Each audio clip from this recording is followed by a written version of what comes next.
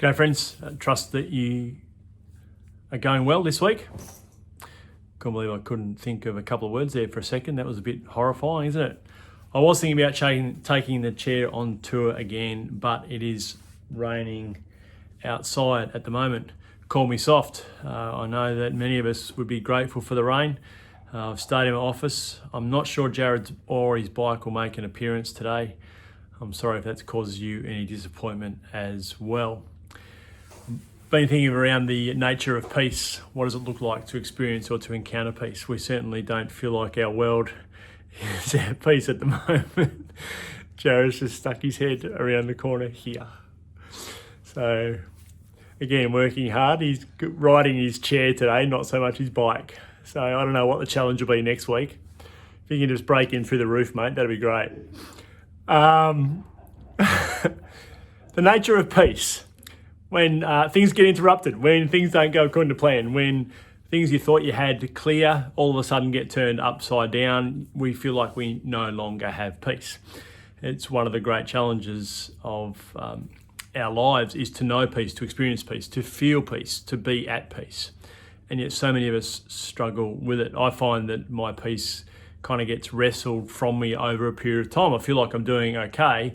And then I find often the small things get to a point where that's just enough. That's, it's a small comment or a thoughtless word or a thoughtless text or a thoughtless email or, people not treating us with some sense of respect or whatever it might be. I feel like I handle most things pretty well, but over time there's compounding things that happen. It's a bit like stacking books.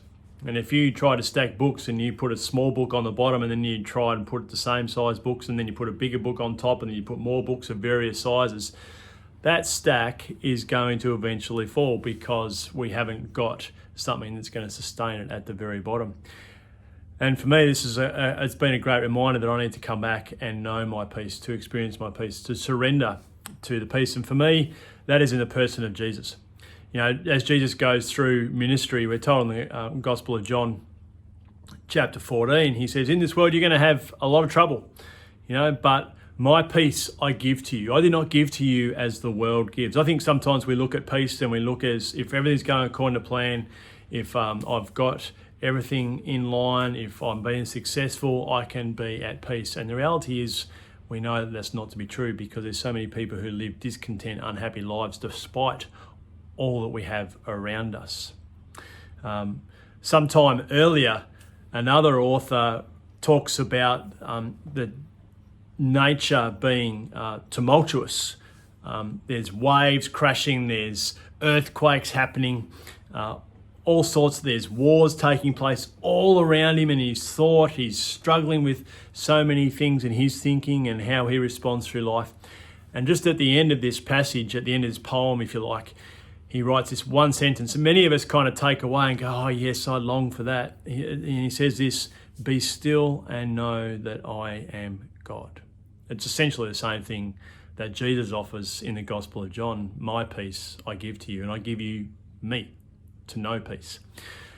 And it's not all about everything being peaceful around us, but it's being assured of who we are. It's knowing that we are loved, knowing that we are sustained, knowing that we have one that we can go to who is beyond us, beyond our hassles, beyond our struggles, who brings new light into those struggles, into the disappointments, into shame, into condemnation, into mistakes, past and present.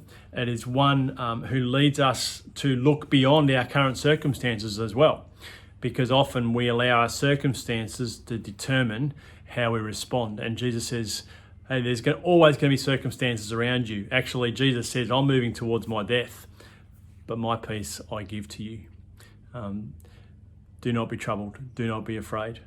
May you know the peace of Jesus, whatever circumstances that you might be facing today.